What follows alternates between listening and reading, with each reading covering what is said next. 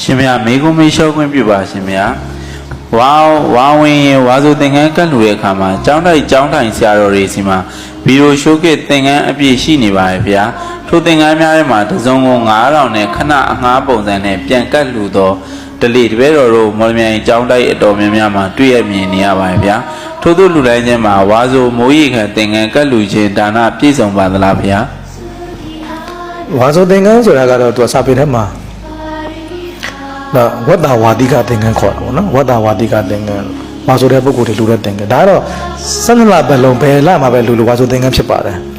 သူကဝါမဆိုခင်လူတာဝါဆိုပြီးလူတာနှစ်မျိုးရှိတာဆိုတော့လေ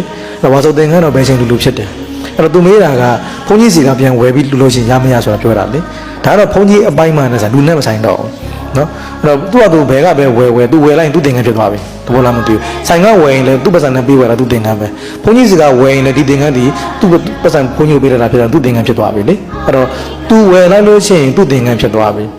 အဲ့တော့သူသင်္ကန်းကိုသူဘုန်းကြီးကိုလူတာဖြစ်တော့သူ့မှာကုသိုလ်ရသွားတယ်အဲ့တော့ဂျောင်းနဲ့ဘုန်းကြီးမှာပဲအပြစ်ဖြစ်တာ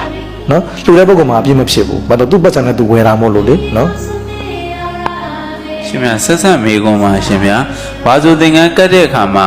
သင်္ကန်းကိုအပြင်ဈေးကနေဝယ်ပြီးပဲကတ်လှူလို့ရပါသလားဘုန်းကြီးเจ้าတွေမှာများသောအားဖြင့်ကသင်္ကန်းတွေများနေရဖြစ်တဲ့အတွက်ဝါဆိုသင်္ကန်းကိုအပြင်ဈေးတွေကနေမဝယ်တော့ပဲယဟန်တန်ဃာကိုဝါဆိုသင်္ကန်းအတွက်ရည်စူးပြီးဝတ္ထုငွေလှူဒန်းလို့ရပါသလားဗျာ